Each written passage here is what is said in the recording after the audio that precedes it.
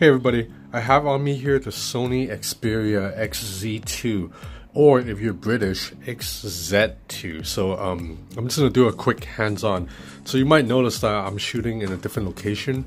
That's because the room that I usually shoot in, it's taken up right now by a guest who's visiting, and he's sleeping right now. And the living room is too damn messy. So I'm shooting in my kind of office room. That's where I do all my writing, and right you see here, this is my electronic drum kit because I play drums. I'm not good, I play for fun. I'm in a band with my friends, we mess around, so this is us playing.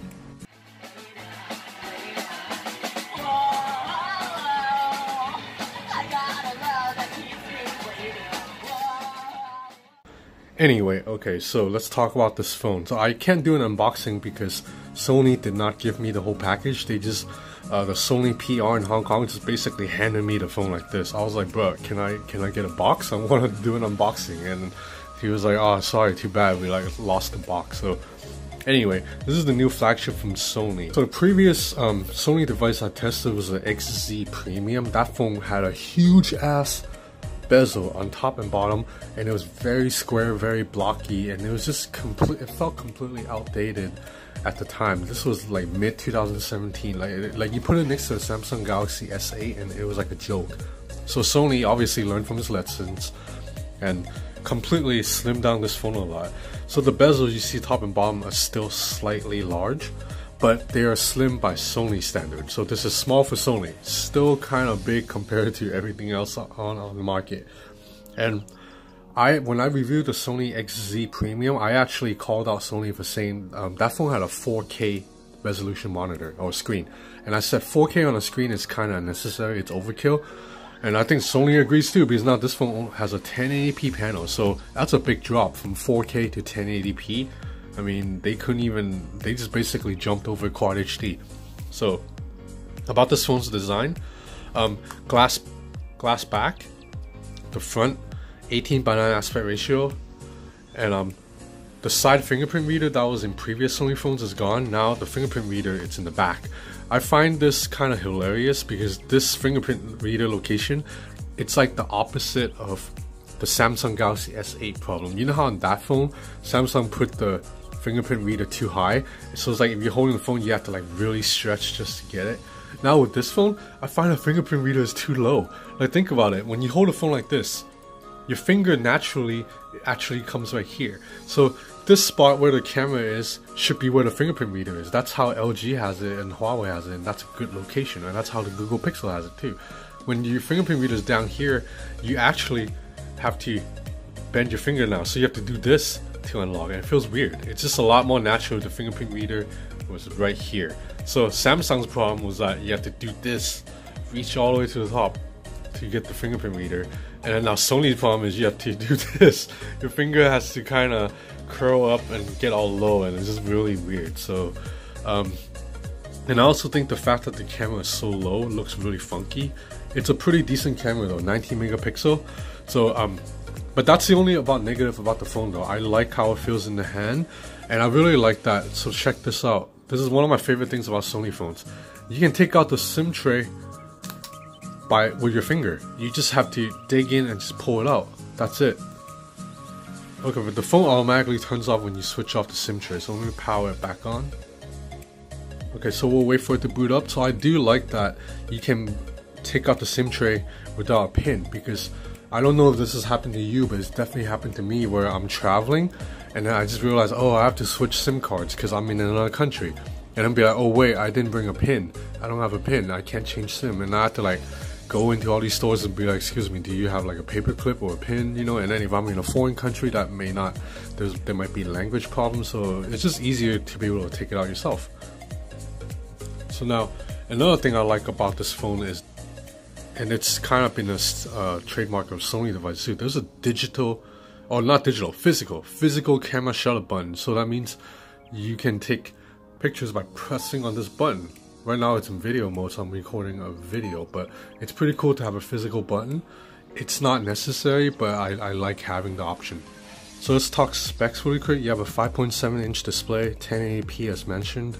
Snapdragon 845 inside with 6 gigs of RAM, and a battery size that's 3180. So that's not a huge battery. As you can see, I'm already down to 20%, and I've only been using the phone for a couple of hours. I got the phone when it was at like 45-50%, so battery life may be an issue. I might put it to the test. So what's so special? What are the special things about this phone? So there are a couple of things. One of them, it's this new vibration motor. It's basically like a rumble pack for Nintendo 64. If those of you who are old enough, you remember N64? You have to plug a rumble pack in to get that vibration. So that's basically what it does is this phone shakes when you play music or watch videos. So we'll check out a video really quick. Right here, you can change the vibration. It's called dynamic vibration. So I guess I can't really show you through video, you just have to take my word for it. But basically, when the bass hits, when the snare drum hits, this phone vibrates. So I don't know if you can see it, but it's definitely vibrating right now. I think you can see that the image is shaking up here. You see, because this phone is vibrating. So let's check out the volume. This is 50% volume right now.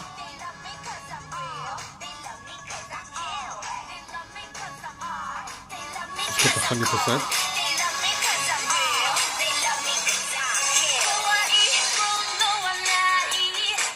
So it's a stereo speaker setup. You have sound coming off from the bottom's firing grill and the earpiece, and the phone is vibrating very hard right now. So it's kind of gimmicky, to be honest. I don't really feel like, maybe if you're watching a movie it might be helpful, but when you're watching a music video it just basically vibrates non-stop.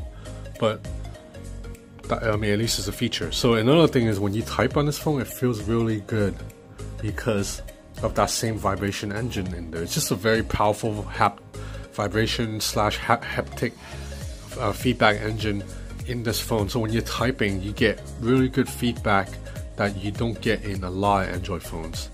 Usually iPhones have better haptic feedbacks.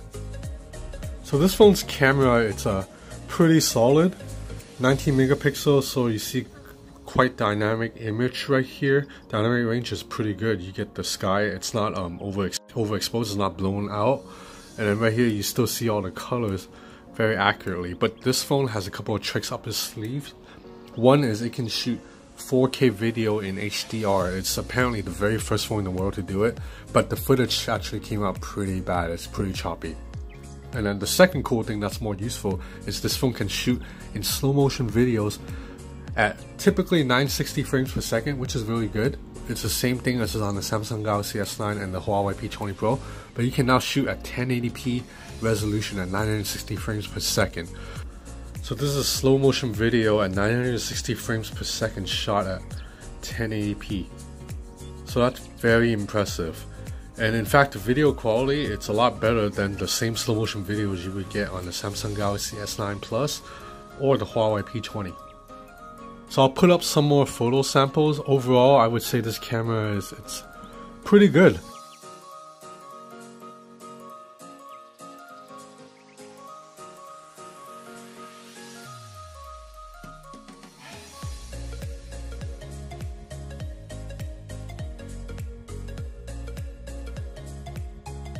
So another cool thing about this phone is it comes with this 3D Creator app that's native to Sony phones.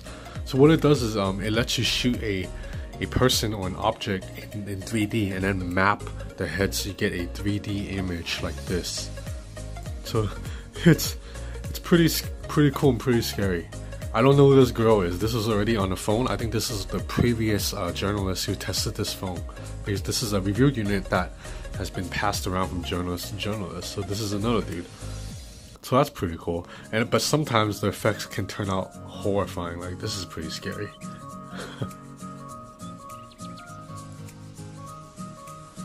So I tried shooting one earlier on my girlfriend, and I was unable to get it to work. I think it's because today the weather's not too good in Hong Kong, so there was like just a lot of bad lighting.